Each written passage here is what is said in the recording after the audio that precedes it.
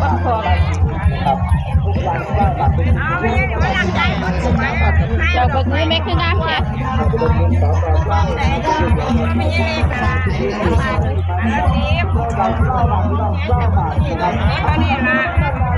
ไปยืนดูดาวหัวก็ได้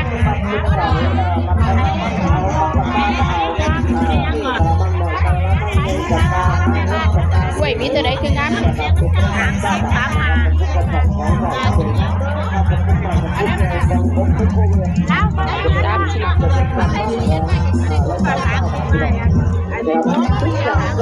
เอาสุกมันจะได้กินไว้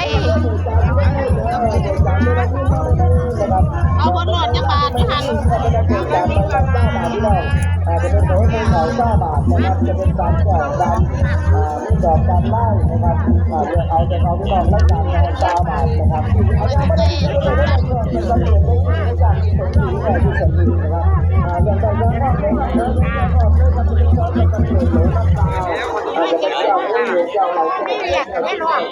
เอาวีพุ่นได้ย้ายด้วยวีที่2เลี้ยงแม่ยังได้กินไว้ดอกฟักทองเอาทับไว้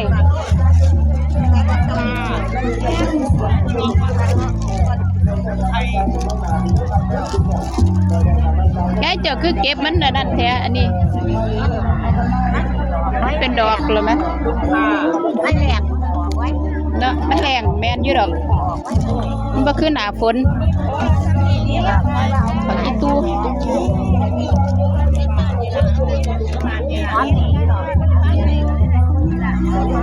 เจ้าสิกินยัง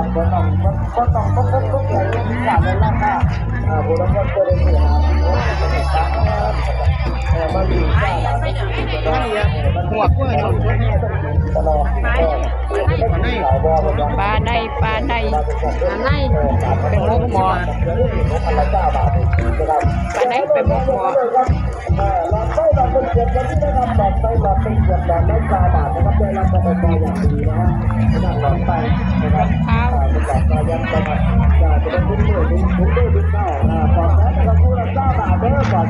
อันนี้ปลาแดกปิ้ง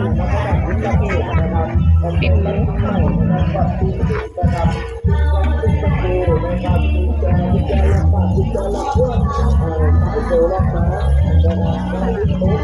ต่อ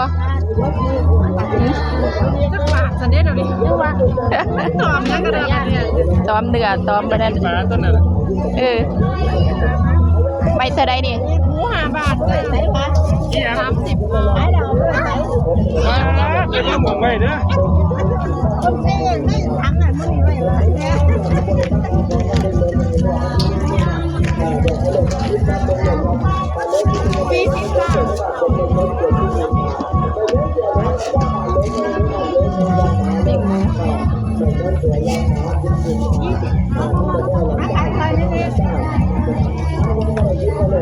ปิ้งหมูปิ้งยา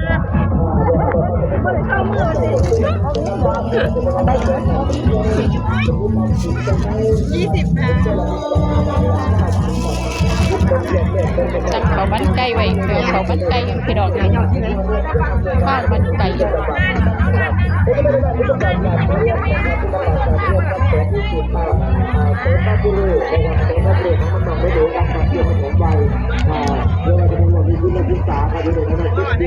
ได้อะไร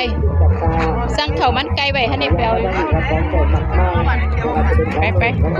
เอาเถือปิ้งหมูให้นะให้น้องแล้วไปเอาข้าวมันไก่กัน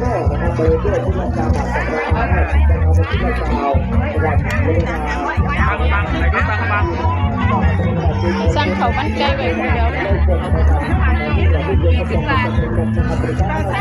ไปตู้ไปปลูก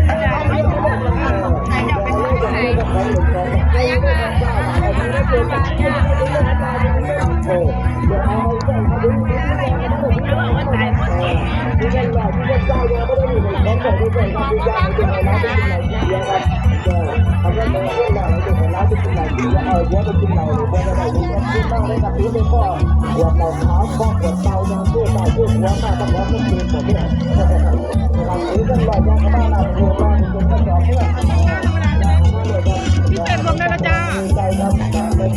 พิเศษ2กล่องได้ไปค่ะ กล่องใช่ไหมคะ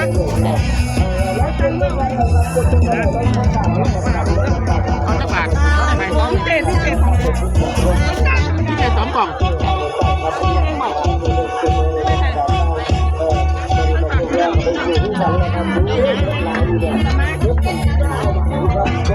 ปลา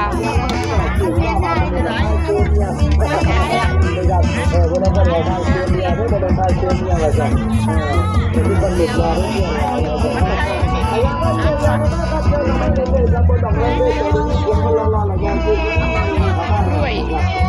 15 20 25อันนี้30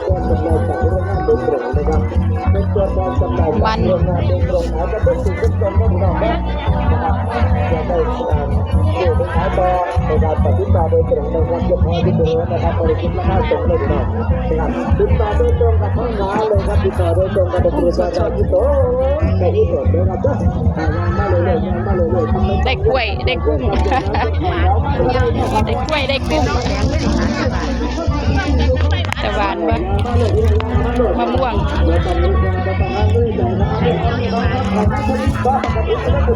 ปลาคอใหญ่ไข่มดแดงกับ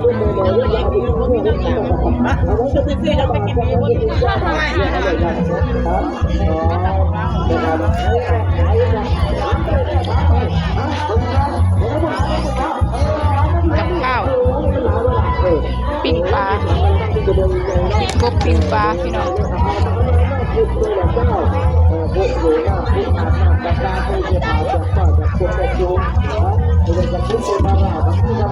ผักกระแยงก็มีเด้อพี่น้องผักกระแยง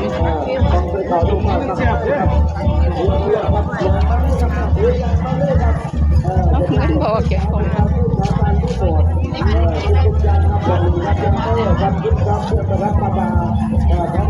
โอ้ยอ่อนเด้อพี่น้องบรรยากาศตลาดนัดเก็บของให้ซื้อจ้ามาไม่หุ่นนะ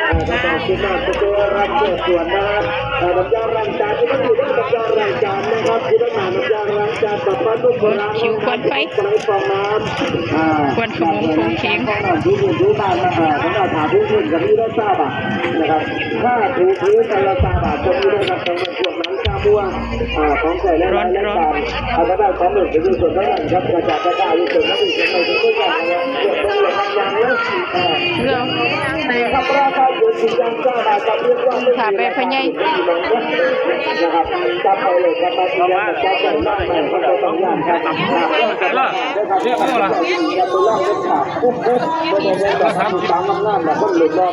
เอาไปใส่รถถือเอากล้วยมาขายเป็นงานเลยสนุกกล้วยก็ซื้อมาแต่น้ำเพิ่นอาจจะเป็นเพียงพอเพียงพวกเขาใส่ในหมักเรียนมาอุปกรณ์ที่ใช้ในการถึงการเรียนเขาใส่ลงไปกับหมักไม่ร้ายเล่น3ครับจะเป็นตัวที่เราตั้งได้เราไปฟ้าก็ได้จะเป็นการจัดบ้านลงเผากับพิษเราต้องใส่ใช้เสียงรถไฟฟ้าก่อนเขาใส่เป็นทุกอย่างตรงนี้นะครับเดี๋ยวเราก็คือเรื่องการครับบางว่าเราเรียกว่าจะเป็นหรือเขาจะได้จะตั้งเลย